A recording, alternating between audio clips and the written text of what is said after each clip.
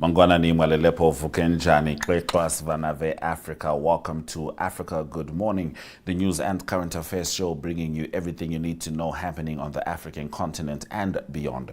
You are joined by Ashwin Berry. Before we get into the highlights for the broadcast, we would like to send a heartfelt congratulations on the wonderful campaigns by Senegal, the Lions of Africa, as well as Congo, who unfortunately were knocked out of the FIFA World Cup. But it's safe to say that they made us proud. If you look at Congo, they scored their first World Cup goal. They got to their first knockout stages. Johan Wissa was amazing, and we all enjoyed saying Fimbu, Fimbu. And we'll be looking forward to you guys and Lumumba the next time you make Africa proud. Now, getting straight into our highlights for today. Kenya court orders William Ruto to address cabinet gender imbalance within 120 days. More than 900 arrested after South Africa's anti-migrant protests. Zimbabwean billionaire Tagwirei pledges $1 million to repatriate citizens from South Africa. And on the same subject, President Mnangagwa of Zimbabwe urges Zimbabweans to embrace returning diaspora citizens. We'll also be joined by Mr. Arrie Hougaard as he delivers the South Africa report.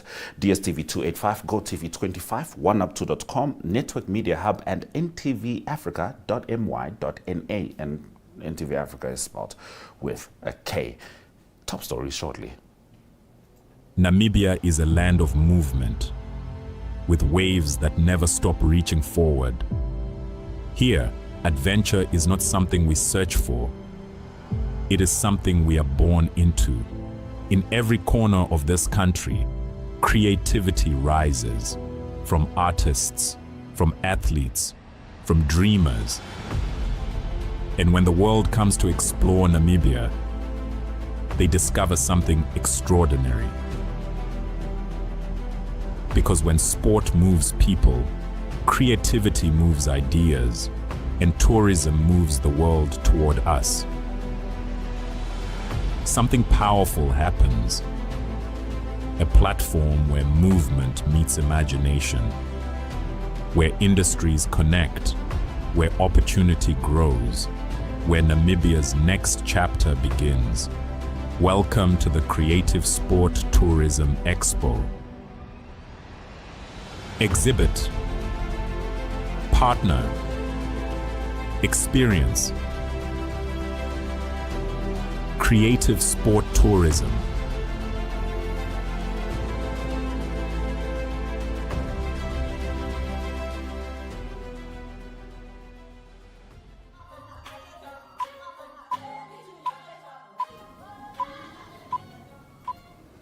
Let's get into our top stories on Africa Good Morning. The Kenya High Court has ruled that President William Ruto's cabinet does not comply with the constitutional two-thirds gender principle and has directed the head of state to correct the imbalance within 120 days. In its landmark decision, the court found that the current composition of cabinet falls short of the gender threshold required under the Constitution, which states that no more than two-thirds of members of elective or appointive bodies should be of the same gender. The court consequently ordered President Ruto to take corrective measures within 4 months to ensure compliance with the constitutional requirement. The petition challenging the composition of cabinet argued that appointments failed to uphold gender equality and inclusivity as envisioned under the Kenyan constitution. The ruling places renewed pressure on the Kenya Kwanza administration to restructure cabinet appointments or make fresh nominations to achieve the required gender balance. As of this morning, according to various reports, South African police have arrested more than 900 people during the nationwide anti-migrant protests that were mostly peaceful but at times turned violent, with shops looted, police said. Of 120 marches held across the country, 108 were peaceful, while 12 required police intervention, according to Deputy National Police Commissioner Tebelo Mosikili. Reasons for the arrests include immigration violations, public violence, harboring undocumented migrants, and robbery. Police also confirmed that one person was shot dead late in Johannesburg's Alexandra Township, where residents looted informal corner shops known as spaza shops owned by foreign nationals. Reinforcements were deployed across 5 of South Africa's 9 provinces overnight, while soldiers were sent to Johannesburg's inner city Hillbrow neighborhood, where 2 people were injured in a shooting. And in Durban, police opened an inquest into the death of a foreign national who allegedly jumped from the 8th floor of a building before the protests, believing he was being targeted. And as of this morning, the Ghanaian Foreign Ministry put out a statement on X with regards to a Ghanaian individual who was murdered in Cape Town during these anti-migrant protests. They have vowed swift action, particularly with the African Union, and they said they will pursue every channel possible to make sure that justice is served and that Africans cannot be persecuted in South Africa. Now, staying with the same subject, Zimbabwean businessman Kudakwashe Tagwirei and his wife Sandra have pledged $1 million through the Bridging Gaps Foundation to help repatriate up to 20,000 Zimbabweans seeking to leave South Africa amid rising anti-immigrant tensions.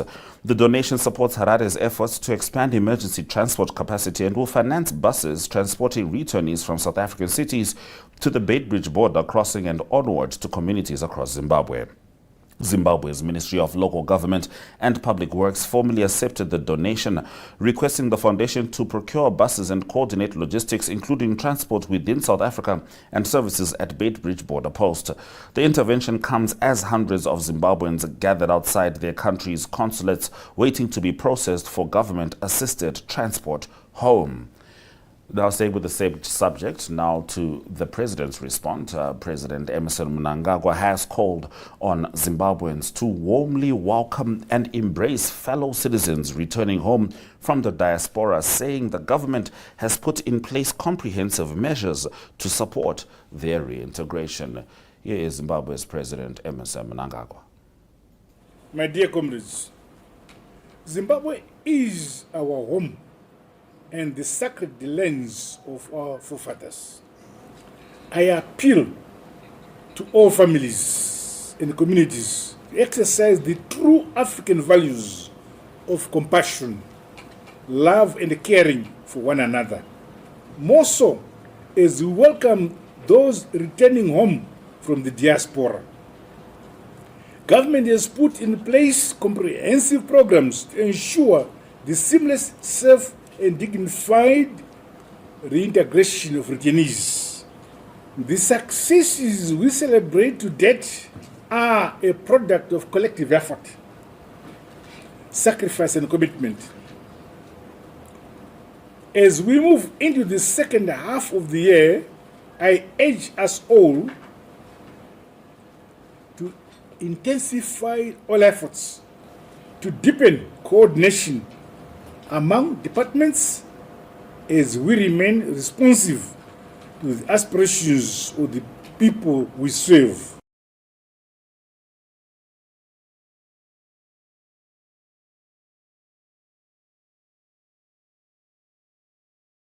So that's been our top stories on Africa Good Morning. Shortly, Arrie Hougaard will join us with the perspective and the news from South Africa, also particularly regarding these nationwide anti-migrant protests. But prior to that, let's have a look at the weather.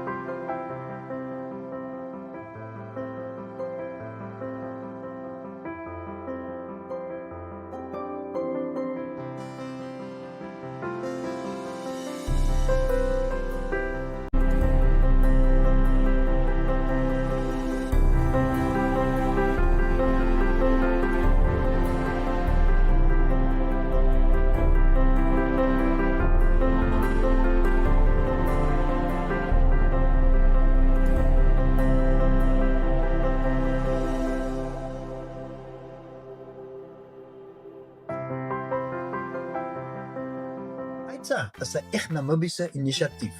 Ons reis op die hartklop van Afrika en vertel stories van mense en hulle dorpe op verskeie platforms insluitende televisie en sosiale media. Dit is joune, syne, julle en ook almal van hulle aan die ander kant van ons grense sinne. En dit maak AITSA 'n lekker ding. Kyk AITSA maande om 18:30 op ntv102.com as ook op Netwerk Media Hub en NTV Afrikaans se YouTube kanale. Volg ons op Facebook of besoek ons webwerf by aitsafrika.com.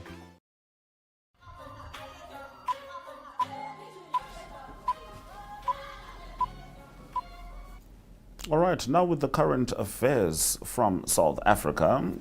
And reporting from Cape Town is Arrie Hougaard, starting with the nationwide anti-migrant protests and talking about South Africa's economy under pressure after recording a trade balance deficit. In current news in South Africa, the news of the week was mostly around the protest against illegal immigration in South Africa. And the big day was the 30th, that was the 30th of June, this past Tuesday. And it was the whole of South Africa that held its breath. So it went largely peaceful, but there were some incidents still. But it was largely peaceful because there was a massive show of force of law enforcement in South Africa and the police. And that helped the situation a lot. There were still 195 arrests that was made, and 103 people that was criminally charged as well. That will happen on Tuesday, the 30th of June.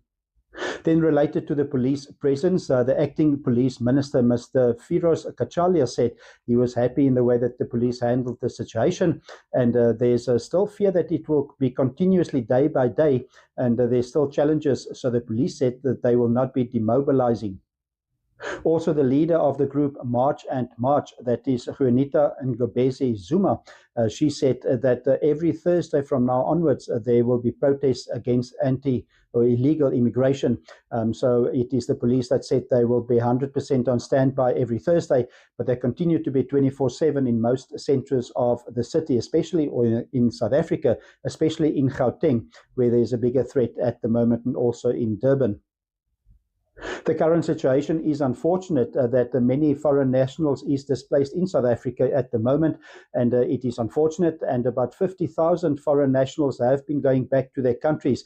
That is mostly via buses, and that was the last few weeks. So the situation in South Africa is still ongoing.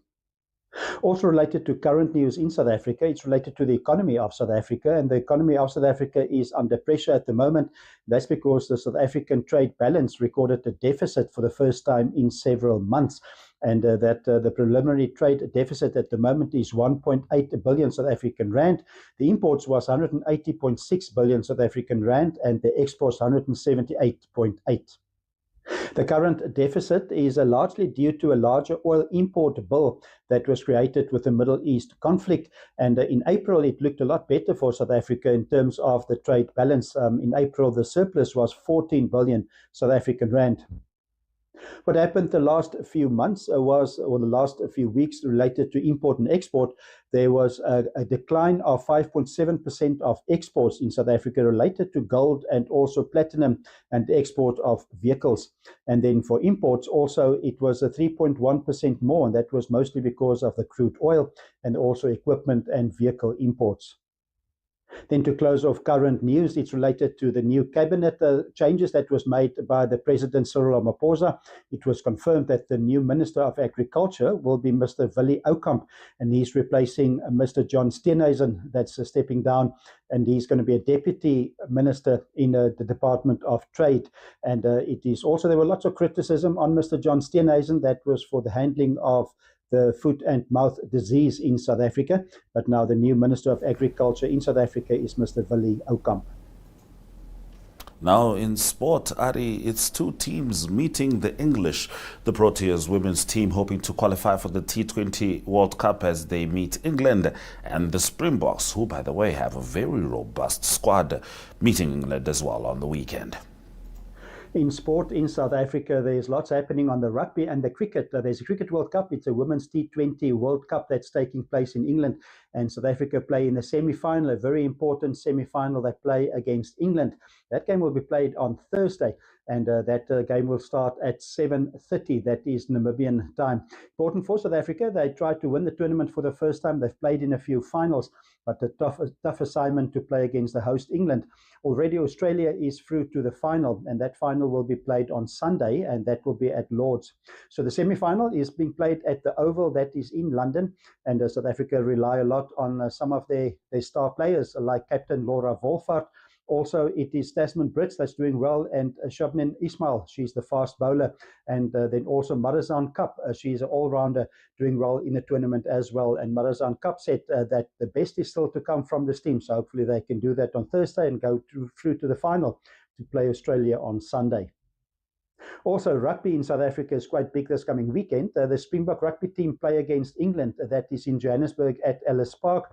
That kickoff time is 5:40 p.m. Namibian time, and it's the inaugural Nations Championship that will be played between 6 teams from the Southern Hemisphere and 6 from the Northern Hemisphere.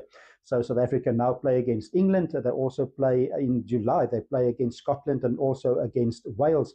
So the team will be captained this coming Saturday by Siya Kolisi. And there's 2 milestones. It is Damian Willemse and Cheslin Colby, both of them playing in their 50th test. That is for the Springboks. Also, the Springboks under 20 team is playing in the World Cup at the moment. That is in Georgia. That's being played. And the South African team will be in action again on Thursday again. And they will play against the host, Georgia. They had a good start to the tournament. Their first game, they beat Uruguay by a record score of 104-7. And so it's a big winning opening game that for the SA under 20 team. And then they still play against Wales. That's another game coming up for them in the tournament. And so that is the under 20 World Cup taking place. So that is sport news in South Africa at the moment. Now, every single week you give us a beautiful place to visit in South Africa. And this time you're focused on Cape Town. Where should we go, Arrie? In entertainment news, we go to the town called Grabouw, and it's also called Grabouw and Elgin. Elgin is also the region there, and it is just 65 kilometers from Cape Town, and it's a very important economic side of South Africa as well. Lots of South Africa's fruit come from the Elgin and Grabouw region, and it is fruits like apples and pears and plums, and it's 65% of South Africa's apple export is from the Grabouw area, and it's also very popular for tourists as well. It's a beautiful area, lots of mountains there, the Groenberg, and there's also different mountain ranges there, and it is in 1996 also that appetizer, that is a very well-known product of South Africa. Appetizer was started in that area from, that is by the Bekers family and the Lombardi family, so it is a proud product of the Grabouw region. But it's not only appetizer and also the apples, pears and plums. There's lots of tourist attractions. It is also the Elgin River Lodge that you can stay. Great accommodation there. It's very scenic, with lots of water sport to do. Also, you can go into the mountains, and there's also opportunities to go with your bicycle and the cycle into the mountains as well, and also fishing, of course. And then also it is wine region as well. One of the wine estates there is Oak Valley Wine Estate, very popular with brilliant Pinot Noir red wine and also Chardonnay and Sauvignon Blanc wines. So very popular also for tourists that visit there. It is also very popular for the tourists because of the N2 road that goes past Grabouw, and that road goes all the way to the Garden Route of South Africa. And so there's lots of places to stay and lots of things to do there. One of the places to stop on your way to the Garden Route is a farm store, and that is the Orchard Farm Store. That is just when you about to enter the town of Grabouw. It's very popular, lots of homemade stuff that you can buy there. So for the tourists visiting South Africa, Grabouw is an area not to underestimate. It's just 65 kilometers from Cape Town. It's worth visiting.